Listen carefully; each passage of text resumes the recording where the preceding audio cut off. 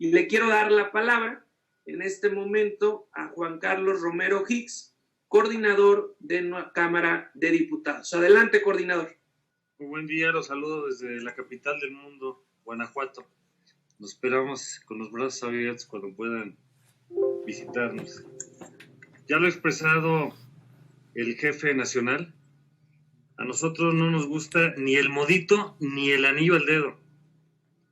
La pandemia es una desgracia universal y no una varita mágica para poder ampliar los poderes. El diseño de la Constitución es muy claro. ¿A quién le corresponde la atribución de la aprobación del presupuesto? A la Cámara de Diputados. Es el contrapeso del poder. Es un acto en donde el presidente propone y la Cámara de Diputados dispone. Es el órgano constitucional que en el diseño, y bien le vendría al presidente empezar a releer la Constitución para actualizarse, porque lo único que existe es lo que él se imagina en la cabeza, es que el presupuesto de egresos, fracción cuarta, es una atribución exclusiva de la Cámara de Diputados. Si el presidente quiere hacer modificaciones, bienvenidas, pero no ocurrencias. La semana pasada redistribuye 65,000 millones de pesos a Pemex, tirar dinero a la basura. Y además, el ejercicio del gasto ha sido discrecional. Es un gobierno que no sabe gastar y que frente a la incertidumbre económica de una disminución por el decrecimiento entre 6 y 10%, por ejemplo, el año pasado disminuyó el gasto de infraestructura en 65%. ¿Por qué tenemos ahora problemas en la Ciudad de México y en varias partes del país de que no hay camas, no hay respiradores y no hay la atención? Porque precisamente no está concentrado en la atención de la crisis. ¿Dónde debería estar la resignación del gasto? 1, en salud, nada. 2, en el apoyo a la economía familiar, tampoco. 3, en la gobernanza y la inseguridad, no.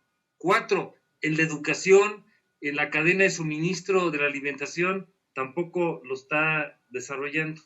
Así las cosas, por eso el coordinador Curi, quien hablará en un momento, y ayer tuvo una gran intervención en el evento al que convoca la sociedad civil a nombre del Consejo Coordinador Empresarial, propuso nuevamente esta ley de emergencia económica. Y nosotros propusimos, primero, el que exista un órgano especial, un órgano que existe en muchos países del mundo, como es en Reino Unido, en Francia, en Alemania, en Chile, para atender la emergencia en este momento.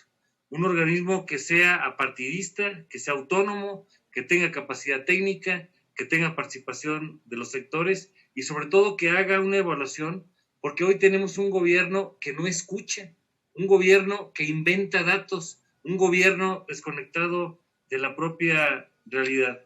Por eso, nosotros lo que queremos subrayar es que no estamos de acuerdo en abdicar el poder.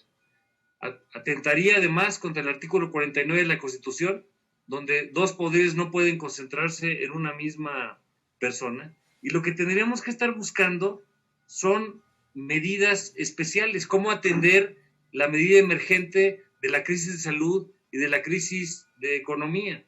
Por ejemplo, en el caso de salud, el Consejo de Salubridad General es el que tiene las facultades específicas. Debería haber un órgano análogo en materia de crisis económica. Y lo mismo creemos que, al igual que en otros países donde hay un Consejo de Ministros, la Comisión de Gasto y Financiamiento debería estar en interacción con el Congreso de la Unión en la parte del presupuesto y en la parte de ingresos con ambas cámaras para poder determinar qué es lo que corresponde. La Ley Federal de Presupuesto y Responsabilidad Hacendaria, en su artículo 21, es clarísima en este momento. Ojalá que el presidente vuelva a darse la oportunidad de que alguien se lo explique. Y establece que cuando los ingresos disminuyen en más de 3%, tiene que haber reasignaciones. Y la reasignación se hace a través de una interacción entre el Poder Ejecutivo durante 15 días y el Poder Legislativo a través de la Cámara de Diputados. Así las cosas, primero, no vamos a abdicar.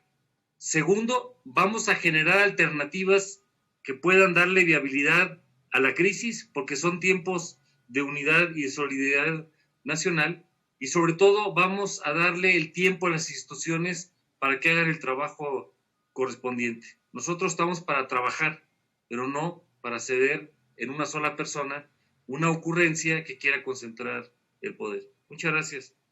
Muchas gracias, coordinador Juan Carlos Romero Hicks. Ahora le damos el uso de la palabra al coordinador de la Cámara de Senadores, Mauricio Curi. Adelante, coordinador. Muchas gracias, presidente. Saludo con mucho gusto a mis compañeros, a mi compañero coordinador. Muchas gracias por tus comentarios, Juan Carlos. Lo que sí, el ombligo de Dios está en Querétaro. Un saludo a todos. Y bueno, pues una vez más, Morena nos muestra su verdadera cara. La de despreciar la democracia, donde pisotea la división de poderes y desestima la libertad. Por segunda semana consecutiva, sus legisladores se presentan como empleados y convierten al Congreso en una oficialía de partes. El fondo de este asunto es evidente. El gobierno está verdaderamente desesperado por obtener dinero de donde pueda. Por otro lado, sabe que va a perder estrepitosamente las elecciones intermedias y terminará de su control sobre la Cámara de Diputados. Por esto quieren aprobar a toda prisa un atropello constitucional. Por ello, y más que nunca, le expresamos a nuestros compañeros diputados federales: cuenten con los senadores del Grupo Legislativo de Acción Nacional para dar la batalla. Estamos en pie de lucha juntos con ustedes para defender la dignidad del Congreso. Es hora de poner un hasta aquí al mandato de la ocurrencia. No le daremos a Morena un cheque en blanco y mucho menos nuestro aval. Lo reiteramos, todo el apoyo y todo el dinero, pero para quien pierda su empleo, para los autoempleados que quedaron sin ingresos, para los enfermos, para los emprendedores, no para el gobierno. Urge reaccionar a tiempo y con todas las medidas posibles con responsabilidad. Nosotros propusimos una ley de emergencia económica en donde se especifica puntualmente qué casos se consideran emergencias y qué casos deberán tomarse y por cuánto tiempo. Sesionaremos para debatirla. Los panistas recurriremos a todos los instrumentos legales para evitar este atropello a la Constitución.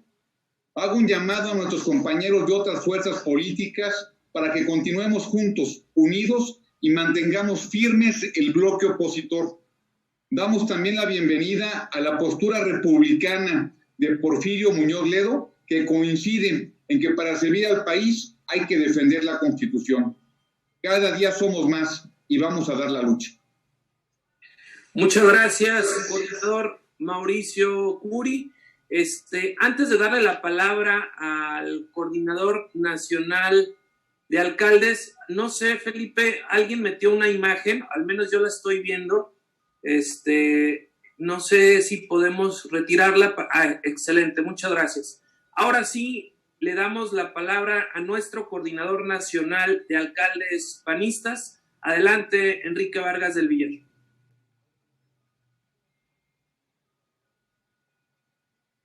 No se escucha, Enrique. Tienes que retirar el mute de tu micrófono.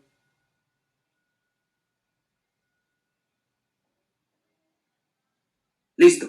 Muy buenas a todos ustedes. Marco, muy buenos días. A los que están el día de hoy con nosotros, agradecerles que estén aquí con nosotros para poder expresar a todo nuestro país lo que está pasando desde los municipios. Primero quiero respaldar a nuestros diputados, desde los presidentes municipales, síndicos y regidores. El día de mañana se va a vivir algo que no debe pasar en nuestro país. Es por eso que los respaldamos. Juan Carlos tiene todo el respaldo de las presidentas y los presidentes municipales ante este atropello, una más que quiera hacer el gobierno federal. Yo les quiero platicar que los gobiernos municipales estamos ya, muchos de ellos, en quiebra técnica. ¿Por qué? Porque hemos gastado un presupuesto que no lo teníamos asignado ante esta emergencia. Hemos sido muy responsables en Acción Nacional ante esta emergencia. Hemos sido los municipios que más hemos destacado en estar atentos a esta gran emergencia.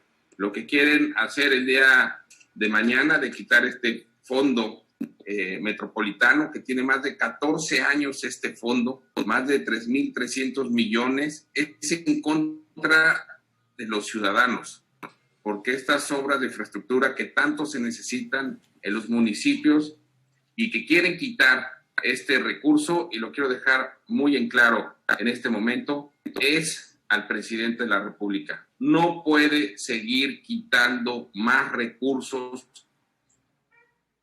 a los municipios. Ya nos quitaron el fondo minero, más de 3,000 millones de pesos, el fondo de apoyo a migrantes, más de 300 millones de pesos, el fondo de pueblos mágicos, más de 586 millones, entre otros apoyos. Por eso no podemos seguir quitándole 2 foros de alcaldes, de alcaldesas, en donde hemos llegado a más de 17,000, 18,000 reproducciones, viendo esta emergencia, compartiendo todas las experiencias de gobierno para estar siempre a un paso adelante en esta emergencia, siempre siendo responsables los gobiernos de Acción Nacional, y vamos a salir adelante con trabajo y siempre vamos a estar unidos en Acción Nacional para sacar a nuestro país adelante. Muchísimas gracias. Muchas gracias, Coordinador Nacional de Alcaldes, Enrique Vargas. Amigas y amigos de los medios de comunicación, estamos a sus órdenes. Coordinadores parlamentarios, me da mucho gusto que estén aquí con nosotros Mauricio Curi, que esté Juan Carlos, nuestro coordinador en la Cámara de Diputados, la vicepresidenta en la misma, gracias Lupita Murguía, que esté nuestro coordinador nacional de alcaldes panistas, Enrique Vargas del Villar. Qué gusto saludarlos a todos, también amigos de los medios de comunicación. Nuevamente gracias por podernos conectar por esta vía. Primero, quiero decirles que hoy Acción Nacional nuevamente lanza una alerta ante la iniciativa que envió el presidente de la República, porque esta lamentablemente distorsiona el equilibrio de poder que debe existir en cualquier democracia. Esta estaría debilitando al poder legislativo y concentrando de manera inconstitucional mayor poder en el titular del Ejecutivo Federal. Literalmente lo que López Obrador está pretendiendo es gastarse el dinero del pueblo sin que nadie le cuide las manos. Y lo quiere hacer anulando a la Cámara de Diputados, que tiene la facultad exclusiva de aprobar o modificar el presupuesto federal. Por eso hoy, Acción Nacional como Sistema PAN convoca a las demás fuerzas políticas, a los empresarios, a los organismos de la sociedad civil, para que juntos evitemos la concentración de poder y evitemos un retroceso democrático frente a un gobierno claramente autoritario. Así pues, como Acción Nacional antes ha recurrido a instancias nacionales y organismos internacionales para denunciar medidas ilegales y antidemocráticas, nuevamente nosotros presentaríamos recursos legales, todos los que sean necesarios ante la Corte, y acudiríamos a la denuncia internacional en caso, pues, de que el gobierno y Morena se obstinen en aprobar esta reforma con la que el presidente, pues, va a derrochar sin transparencia, sin licitaciones, sin reglas de operación, sin rendición de cuentas, el dinero de la gente. Y todo, pues, para seguir malgastando en sus obras faraónicas que los expertos consideran que finalmente son inviables, y también para seguir ampliando sus clientelas electorales. Como saben, pues, el presidente quiere la sumisión absoluta del poder legislativo, quiere asumir atribuciones que no le corresponden, y en Acción Nacional, francamente, ese modito no nos gusta. Las malas decisiones del presidente y sus malos modos pueden llevar al país a las ruinas. Y por ello es que nosotros no estamos de acuerdo, y por eso hoy estamos en esta rueda de prensa conjunta con nuestros coordinadores parlamentarios. Quisiera preguntarles primero cómo ven esta postura de Morena grupo mayoritario, que bueno, pues ya con su mayoría en la Cámara de Diputados, pues ha decidido que el día de la instalación de la comisión permanente, precisamente van a pedir ya el periodo extraordinario. Decían que para el 5 de mayo o para el día lunes. ¿Qué tan dispuestos o qué posición tendrían ustedes como partido de participar o no en una sesión ese día? Pues es cuando se tiene programado el pico de contagio, sobre todo ya en esa semana del 5 de mayo al 10 de mayo. Entonces, ¿ustedes estarían de acuerdo en participar o no? ¿Se ausentarían? ¿Cuál es su posición al respecto? Y quisiera preguntarles, por otro lado, cómo ve la designación del nuevo presidente de la Comisión de Presupuesto, que se supone que esta misma semana pues convocaría ya a sesión virtual para hacer la aprobación de la propuesta del presidente, precisamente para poder activar esta reasignación de emergencia que sería a través de la Secretaría de Hacienda. Se supone que quedó el diputado Erasmo González Robledo como nuevo presidente de la Comisión de Presupuesto, y pues esto incluso inconformó al interior de Morena. Entonces, ¿cuál es su posición al respecto? ¿Se presentarán presencialmente para la instalación de la comisión permanente? ¿Y cuál sería su posición respecto a participar en una sesión extraordinaria si se da día lunes o martes de la próxima semana? Gracias. Gracias, David. Mira, es un mandato constitucional que el 30 de abril se instale la Comisión Permanente del Congreso de la Unión. Por supuesto que Acción Nacional concurrirá a la instalación de la Comisión Permanente, pero por ello es que estamos haciendo una convocatoria a las demás fuerzas políticas, a empresarios, organismos de la sociedad civil, porque la Comisión Permanente tiene la facultad de convocar o no a un periodo extraordinario. Esta convocatoria tiene que darse con mayoría calificada de la Comisión Permanente. Si todas las fuerzas políticas de oposición nos mantenemos unidos en que no podemos permitir un retroceso democrático frente a un gobierno que está buscando controlar y asumir facultades que serían inconstitucionales, no hay manera de que convoquen a este periodo extraordinario. Y se los explico de mejor forma. Son 37 integrantes de la Comisión Permanente. Se requieren 25 votos de la misma para convocar al periodo extraordinario. Morena, con sus partidos aliados, solo reúne 24 de estos votos de la misma. Por lo tanto, si las fuerzas de oposición se mantienen unidas, firmes, para evitar el retroceso democrático ante un gobierno autoritario, no se estaría pues convocando a un periodo extraordinario. Ya lo dijo muy bien Juan Carlos Romero Hicks. Ya existe un procedimiento. En el artículo 21 de la Ley de Presupuesto y Responsabilidad Hacendaria ya viene cómo se deben hacer los ajustes y en qué orden también.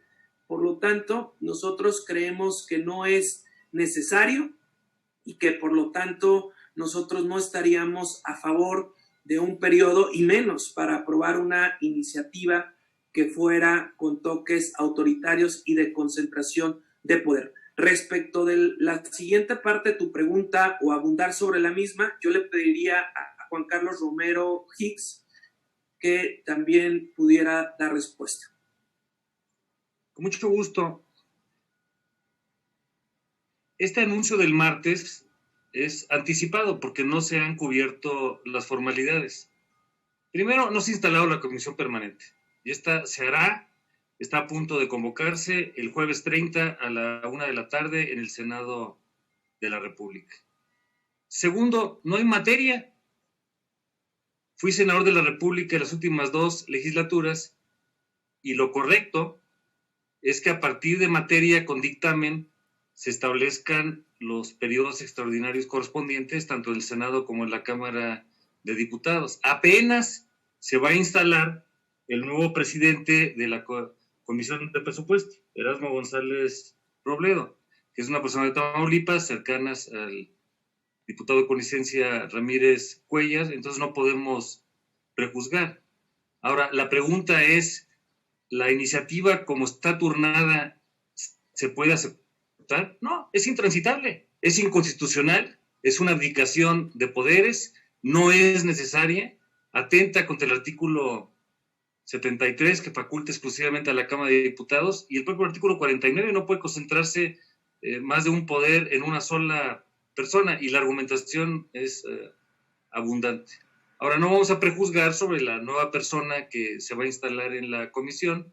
Ojalá que sea una persona humilde, prudente, sensible, incluyente y que pueda construir lo necesario. Pero en este momento, hablar de un periodo para el martes es adelantar vísperas de formalidades. Y luego está el recordatorio de que estamos en la fase 3 de la pandemia. Hay una prohibición para reunir a grupos de más de 50 o de 100 personas para poder atender todo esto. Y a preguntas elementales, primero, ¿esta iniciativa es necesaria? No. ¿Esta iniciativa va a mejorar la atención del Poder Ejecutivo? No. Deberían estarse viendo mejor fórmulas para lo que algunos organismos serios han propuesto. Por ejemplo, un Consejo Económico de Emergencia, sí. Por ejemplo, ¿cómo construir un presupuesto suplementario? Sí. ¿Cómo definir la atención y la colaboración de poderes cuando hay una? Sí. Así como hay un Consejo de Salubridad General, debería haber un Consejo de Emergencia en materia económica. Entonces hablemos de cosas serias, no de ocurrencias que quieran concentrar el poder y aprovechar la tragedia para abdicar al poder legislativo y ponerlo de rodillas. Gracias, senador Juan Carlos. Adelante. Arlet García, Cadena Política. Sí, muy buenos días, ¿me escuchan? Por supuesto. Sí, bueno, vemos la postura, ¿no?, del gobierno federal y se están buscando las medidas de que cambie pues este rumbo, ¿no? Ya vemos que nos alcanzó esta crisis al país, sobre todo, estamos ya preocupados y bueno, ustedes lo están mencionando, y vemos a las pequeñas, medianas empresas que son las más afectadas, están recurriendo al mundo digital. Sí me gustaría saber la postura de ustedes, si esto va a ser un aliado temporal o los va a sacar a flote, los va a hacer resistentes ante esta contingencia, o en lo que el gobierno escucha, ¿no? Escucha y cambia de postura, que sea otro apoyo diferente o la medida diferente, ¿no?, de frente a esta crisis. ¿Cómo ven el mundo digital? ¿Cómo ven a las pequeñas y medianas empresas que están desesperados buscando el apoyo en el mundo digital? Muchas gracias, Arlet. Yo le daría la palabra a Mauricio Curi y a Enrique Vargas para que nos pudieran dar respuesta a esta pregunta. Adelante, coordinador Curi. Gracias, presidente. Pues, Arlet, yo creo que no solamente cambió en nuestro país, cambió a nivel mundial. La forma de hacer negocio está cambiando. Es decir, ahorita hay un gran apoyo para las empresas, que tienen temas de comunicación digital. Para todo lo que es digital está bien apoyado. El tema de comida, alimentaria, que no sean restaurantes. El tema de distribución y logística son ganadores en esta época de crisis tan complicada. Y todo lo que tienen empresas, yo he sido empresario toda mi vida, tienen que volver a pensar en reiniciar el negocio desde cero para poder hacerlo, desde mi punto de vista, de forma mucho más productiva. El gobierno, lo frustrante de este gobierno es que no ve la realidad del país y generalmente, como nunca, no han creado no saben lo que es crear un empleo, o sí saben cómo destruirlo. Nosotros en la ley de emergencia económica le dijimos de dónde puede sacar los recursos y hacia dónde los puede mandar. Es apoyar con 27,500 pesos por 3 meses a las micro, pequeñas y medianas empresas, cerca de 2,5 millones, con 3,500 pesos a los autoempleados y con 3,200 pesos a quien gana el mínimo. Estás hablando de cerca de 520,000 millones de pesos. Y si tú ves el apoyo que ha tenido, por ejemplo, países como Italia, que son parecidos a nuestro país, ellos han dado 650,000 millones de pesos para el aparato productivo, y nuestro país está pensando en 25,000 millones de pesos. Y cuando se consiguen recursos de un Banco Interamericano de Desarrollo, el presidente lo ve mal. Es decir, no solamente no apoyan, sino estorban. Por eso estoy convencido que es un momento que todos los negocios tienen que pensar desde cero y rehacerse en el tema digital. Creo que es una gran oportunidad que se empieza a abrir. Siempre en crisis hay nuevas oportunidades. Por supuesto que la parte digital de cómo hacerse de clientes y cómo ser más productivos es una posibilidad. Gracias, coordinador Curi. Le damos la palabra a Enrique Vargas del Villar. Pero a partir de esta emergencia, el mundo ha cambiado y el mundo va a cambiar para siempre. Un claro ejemplo es en la plataforma en donde estamos ahorita, Zoom. Los empresarios son los que dan los empleos en México. Hay que dejarlo muy en claro. El gobierno federal no lo quiere ver. Los gobiernos no dan empleos. Los que dan los empleos son las micro, pequeñas y medianas empresas y son a las que se les tiene que apoyar. Si no se les apoya, no vamos a salir adelante. Que quede muy claro, el gobierno de la República mintió al decir que podía crear 2 millones de empleos. Nunca han existido, nunca se han creado en nuestro país 2 millones de empleos. Está mintiendo. El gobierno federal no quiere apoyar a los empresarios. Se les debe apoyar a los empresarios para salir adelante. Empresas que dan 2 o 3 empleos que van a cerrar, no se va a poder volver a abrir una empresa de ese tamaño. Y son los que dan los empleos en México. Es por eso que se debe de apoyar a las empresas, a los empresarios, cancelar Dos Bocas, cancelar el Tren Maya y ese dinero meterlo directamente a las empresas para que haya una reactivación económica inmediatamente. Nos va a costar muchos años salir adelante. Nos va a costar casi una década poder salir adelante si seguimos con estas malas prácticas desde el gobierno federal. Muchísimas gracias. Gracias, Enrique. Adelante. Lucía Calderón, Notimex.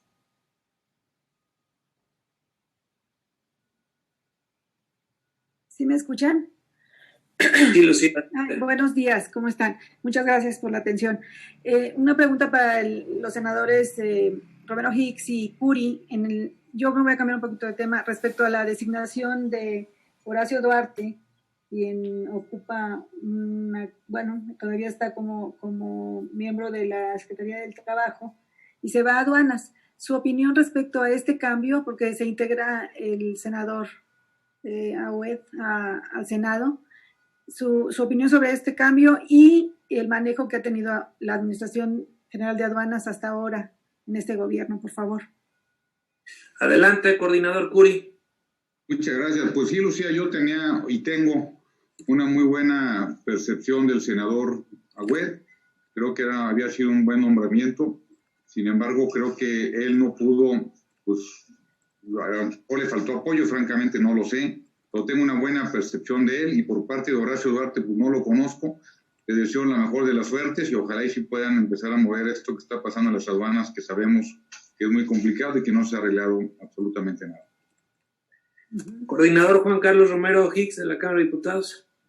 El presidente nuevamente se equivocó. El trámite va a la Cámara de Diputados o a la Comisión Permanente, no va al Senado de la República. Sin duda que aduanas es un lugar de corrupción y no se ha resuelto. Y quien diga lo contrario falta a la verdad. ¿Cuál es el perfil de Horacio Duarte? Pues es el perfil de un político del Estado de México que ha estado toda la vida, que ha representado a Morena en el Instituto Nacional Electoral, que hasta hace unas horas fue subsecretario del Trabajo. Es una persona muy cercana al presidente, lo cual ayuda. Ojalá le pueda hablar, porque el presidente no escucha y está desconectado de la realidad. Ahora, Horacio Duarte sabe de aduanas lo que yo sé de física nuclear. Entonces, estamos hablando de que no están convocando a un especialista. No prejuzguemos. Se va a tener que seguir el trámite seguramente en la Comisión Permanente y lo más importante es, primero, limpiar aduanas. Segundo, revisar todo el equipo de colaboradores. Y tercero, revisar la normatividad aplicable para que esto pueda mejorar. Horacio Duarte tiene oficio, pero no conoce el territorio. Muchas gracias. Adelante. Rubén Pasquel Sánchez, Grupo Mármol. Adelante, amigo Rubén.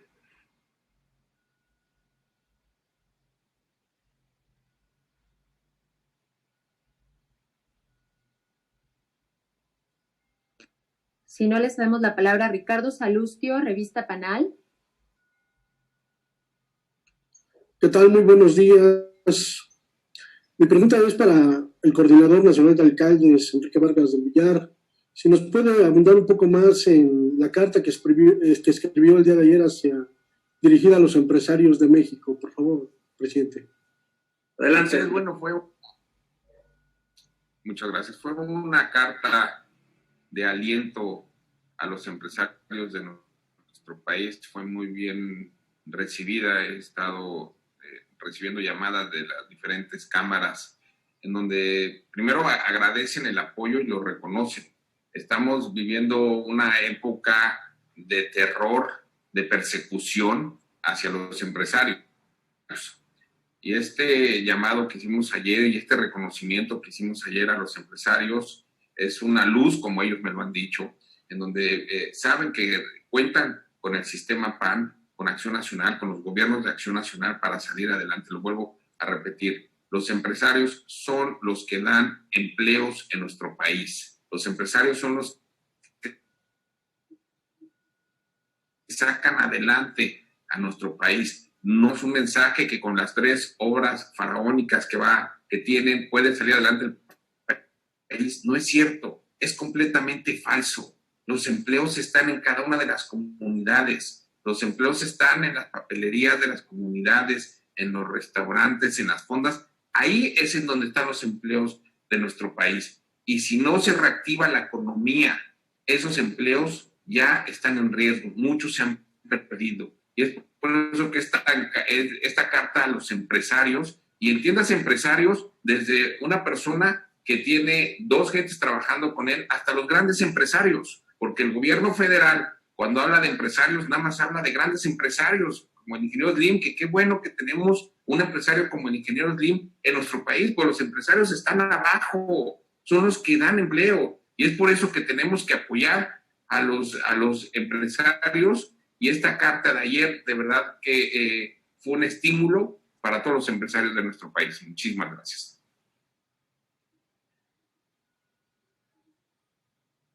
Héctor Figueroa, Grupo Imagen.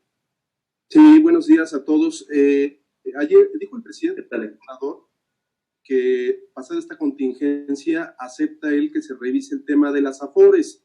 Hay una iniciativa en Morena para que las AFORES sean administradas exclusivamente por el Banco del Bienestar. ¿Cómo se puede frenar esto? Si realmente se puede hacer desde su punto de vista, ¿y qué papel debe de jugar la oposición o el Partido Acción Nacional concretamente para evitar esta situación? Gracias. Gracias, Héctor, por tu pregunta. Mira, desde que López Obrador ganó la presidencia, diversos aliados del gobierno y Morena han tenido esta tentación de usar los fondos de los trabajadores. Están poniendo en riesgo el ahorro de las personas que por años trabajan para poderse retirar. En primer lugar, el gobierno lo que debe de entender es que el dinero de las AFORES es dinero de los trabajadores, es privado, no es del gobierno. Y Acción Nacional considera improcedente y además peligroso que este recurso del ahorro de los trabajadores pase a ser administrado por el gobierno. El gobierno parece que busca este ahorro pues para financiar estos proyectos faraónicos como Dos Bocas, Santa Lucía, Tren Maya, lo cual ya se anticipa, van a ser elefantes blancos, dinero malgastado. Por lo tanto, debemos de cuidar el ahorro de todos los trabajadores en México y no permitir el uso gubernamental, el uso indebido de estos fondos, porque se pondría en riesgo el futuro de todos los trabajadores en México. Yo les pediría a los coordinadores si algo más quisieran agregar a esta pregunta que es muy preocupante para nosotros. Coincido contigo, presidente. Este es un gobierno que está destruyendo lo que se había construido durante muchos años. No es increíble que quieran ir también por los ahorros de los trabajadores. Esto es sumamente peligroso. Ya inclusive quieren ir hasta por las reservas. Hubo alguna iniciativa de ley a principios del 2000, de la legislatura en el 2018 que lo quisieron hacer. Ya ahora quieren ir por todos los recursos, como lo estamos viendo, por el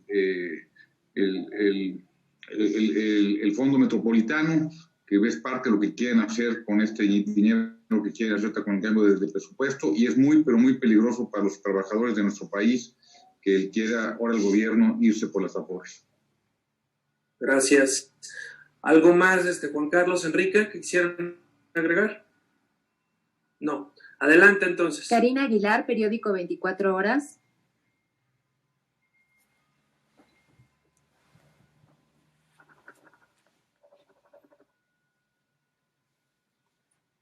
Adelante, Karina.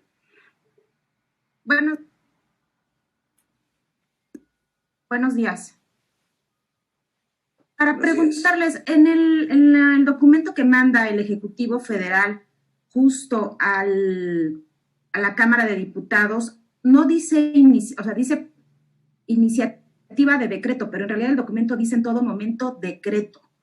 Los decretos son decretos, no pueden pasar por el Poder Legislativo. ¿Me pueden explicar entonces los coordinadores parlamentarios, por favor, cómo tendría que procesarse cuando los decretos, pues, son mandatos del presidente y nada más, por favor? Le doy la palabra al coordinador de la Cámara de Diputados, Juan Carlos Romero Hicks. ¿Se refiere al tema de austeridad o al tema de la ley de presupuesto? No, al tema de la ley de presupuesto. El documento dice decreto por el que se reforman. Es una imprecisión jurídica. ¿Y cómo entonces tendría que procesarse? Cualquier afectación a la Ley Federal de Presupuesto y Responsabilidad Hacendaria tiene que pasar por ambas cámaras. En este caso, la Cámara de Origen es la Cámara de Diputados, porque los temas de origen, la Cámara de Diputados es el único caso en donde opera la parte de diputados como Cámara de Origen. En cualquier otro caso es indistinto. Pero entonces, si pretenden hacer un periodo extraordinario justo para aprobar este tema, pues ¿cómo? ¿Lo tienen que resolver en la comisión? Primero, no hay materia. Se ha turnado a la Comisión de Presupuesto con opinión a las comisiones de Hacienda, y ayer se acordó darle vista a la Comisión de Asuntos Metropolitanos para opinión. Hoy se instala apenas el nuevo presidente, Erasmo Gómez Robledo, se instala González Robledo para poder atender el tema. Se tendrá que hacer un proyecto de dictamen, tiene que pasar al menos 5 días, la Comisión de Presupuesto tiene que ver cómo se sesiona y se cruzan los periodos. El jueves 30 termina el plazo constitucional del 30 de abril en la Cámara de Senadores y en la Cámara de Diputados. Se instala la comisión permanente el jueves 30 a la 1 de la tarde, y en su momento, si hay materia que discutir, en este momento no hay materia, se podría convocar a periodo extraordinario para ambas cámaras o cualquier otro tema que vaya llegando. Ok, gracias. Última pregunta, Félix Muñiz, Ángel Metropolitano.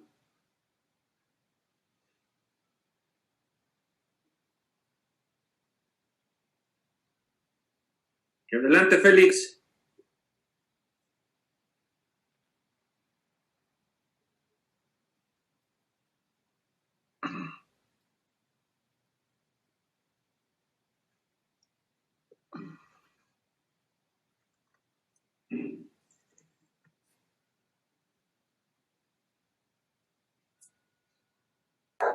Félix Muñiz, Ángel Metropolitano.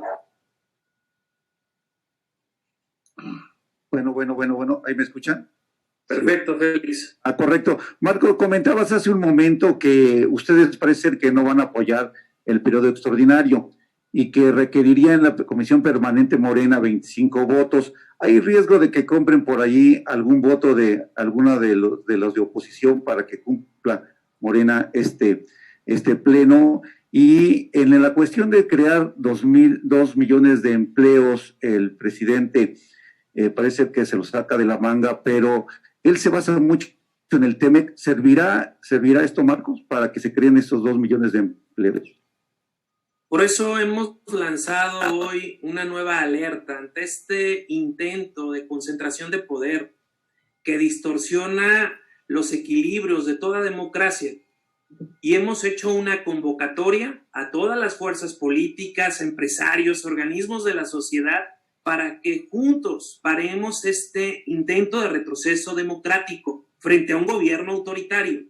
Yo tengo mucha confianza en que todas las fuerzas políticas de oposición cerremos filas y no permitamos un periodo extraordinario en estos términos que serían inconstitucionales con el planteamiento que ha hecho el presidente. Ahora bien, respecto del planteamiento de los 2 millones de empleos que quiere crear el presidente López Obrador, primero hay que decir que en el año 2019 México ya viene de un retroceso económico. Cuando economías como Estados Unidos, que es nuestro vecino y principal aliado comercial, crecen, México decreció.